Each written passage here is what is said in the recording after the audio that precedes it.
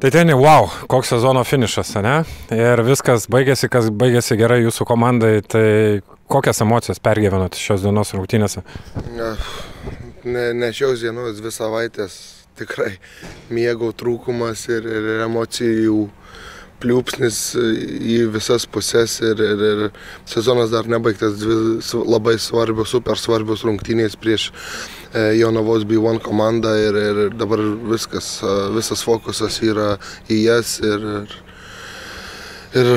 viską darysim, kad liktumėm. Bet visgi reikėtų nukelti kepurę prieš futbolininkus, jie pasistengė kaip reikiant, pelnė net 4 įvarčius, daugiausia šį sezoną, tada, kada reikėjo komandai. Ką galėtumėt pasakyti apie komandos žaidimą šios dienos rungtynėse? Aš esu, nežinau, kaip sakyti, pakylėtas dirbant su tokiais žmonėms, su tokiais žaidėjais, su tokiais profesionalais, kaip jie sunkiu momentu išliko komanda ir visada tikėjau ir niekad tas tikėjimas pas juos nekrito ir sakau, yra didelis džiaugsmas su tokiais dirbti ir sakau, aš jiems labai dėkingas ir nekartą pasikartojęs, kad man yra garbė ir didžiausia padėka, kad jie man leidžia būti jų treneriu. Kas darėsi pas jūs galvoje antro kėlinio pradžioje, kai Žalgiris greitai atsakė 2 įvarčiais, kokios tada buvo mintis? Maldos, Tėve mūsų, suteikė Dievas, padėjo, suteikė jėgų mano žaidėjam kojose ir kas svarbiausia, tikėjimas jų buvo šiandien begalinis ir svarbiausia, nepasidavė ir ėjo toliau. O aišku, turėjot progą sekti ir įvykius LFF stadione? Tai sekėm jau, kada nuaidėjo čionais švilpukas, tada sekėm LFF stadione ir ačiū Panežiui, kuris tikrai padėjo, ačiū Hegelman, kuris tikrai trečiadienį labai padėjo ir sakau, nežinau, čia daug kieno nuopelnas, bet didžiausias yra mano žaidėjai. Na ir apibūdinkit, nežinau, šį sezoną keliais sakiniais turbūt neįmanoma. Kosmosas. Iš tikrųjų, kaip ir sakiau, aišku, jisai toks sezonas man kaip treneriui, jis padeda augti, padeda suprast save stresinėse situacijose, super stresinėse situacijose, nes tikrai realiai po Hegelman varžybų mums buvo realiai tik skylutė, po trečiadienio biškį gal tos durys prasivėrė ir mes, kaip sakyti, suradom tuos būdus pro tas duris įeiti. Sakau, šis sezonas atimė labai daug metų mano gyvenime, net nebejoju tai, bet kartu ir išmokė tam tikrų dalykų, kur tikrai yra į bagažą įsidėta ir sakau, Dievo dovana yra turėti tokį sezoną ir tokiam, mano nuomonė, gan jaunam treneriui, kaip sakyti, iš pat pradžių, iš pirmų 2 metų patirti tiek daug su komanda ir vis tiek stovėti ant kojų, kad ir kiek nukraujavus ir žvelgti į iššūkius toliau. Šiandien nemažai sirgalių atvyko iš Marijampolės palaikyti, jie džiaugiasi, tartum būtų laimėję kažką, tai vis tiek reikia pergalę švęsti, tai ar turėsit laiko kažkiek, bent jau pašvęsti būtent išlikimą lygoje ir galimybę gauti tas rungtynės per žaidimą? Šventimų bent jau kol kas tikrai nebus, nes dabar, sakau, 2 super svarbios rungtynės ir jokio mes dar neliko, mes tiesiog ištraukim tą tokį bilietą peržaisti rungtynės, tai jokio šventimo, visas fokusas mūsų sekančiam varžovui ir jau kada tikrai 100% liksim lygoje, tada turėsime dėl ko švęsti, o dabar didžiausia padėka, didžiausias ačiū yra jums žiūrovai, nes tikrai jūs prie tų dviejų irgi, jūs tik tai mus pastumėjote tai pergalę ir kokie jūs buvote rungtynėse su Hegelmanu, kokie buvote su šiandieną rungtynės ir aplamai visą sezoną. Ačiū jums, ačiū begalinis jums.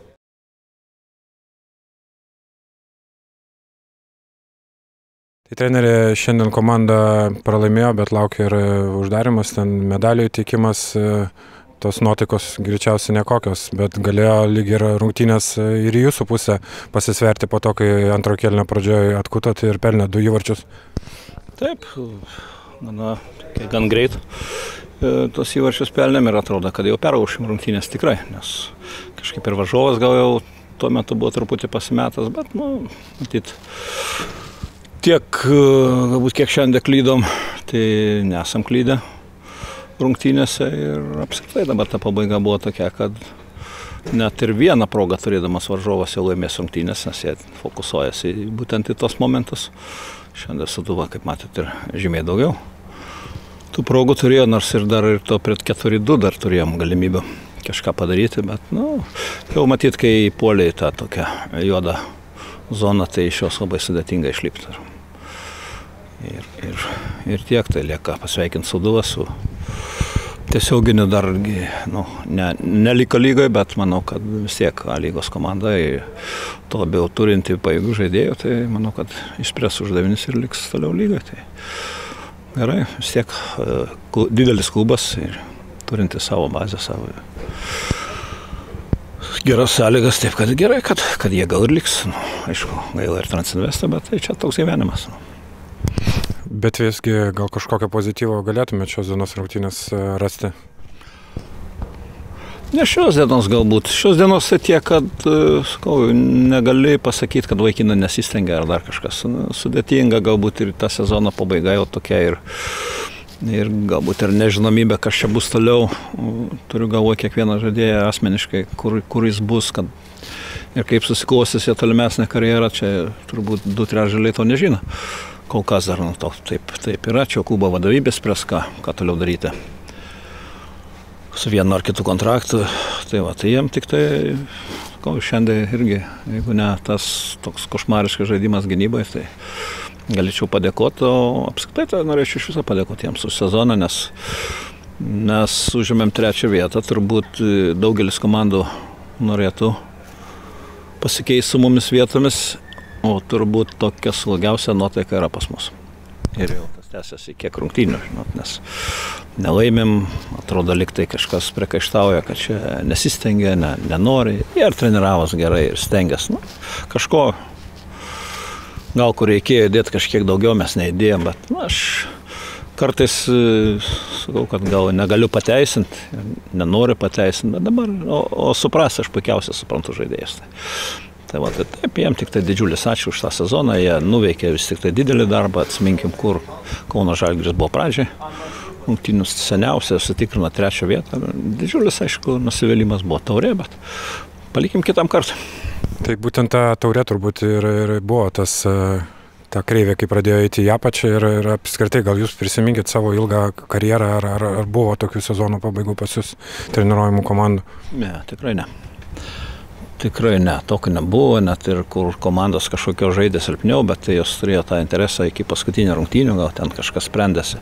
Būtent tose paskutinėse ir laikė tą kovinę dvasią iki galos. Ko aš negaliu pasakyti ir nenoriu priekaištauti, kad vaikinai čia tos dvasios nelaikė, bet kada vienas didelis tikslas nepasiektas, o kažkoks kitas didelis tikslas jau pasiektas, taip kad čia reikia suprasti ir juos, nes čia irgi yra lygiai tokia pat žmonės kaip ir bet kokios kitos profesijos. Tai va. Treneri, minėjote apie kontraktus, apie nežinomybę, ar jūs pats ar esate užtikrintas dėl savo ateities, nes turbūt visiems rūpės šis klausimas. Ar gali dabar šiuo momentu kažką pasakyti? Kaip, aišku, kad galiu pasakyti, kadangi mano tas kontraktas buvo iki sezono galo. Niekas čia aš ypatingai nei čia veržiausi į tos postus, čia paprasčiausiai tiek, kad susiklostė taip situacija, kad teko atsidurti.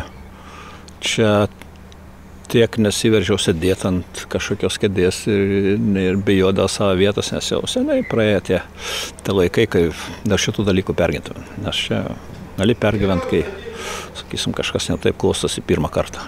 Tai paskui supranti, kad yra tavo gyvenimo dalis, o dabar tai mes paprasčiausiai atsveikinam su komanda.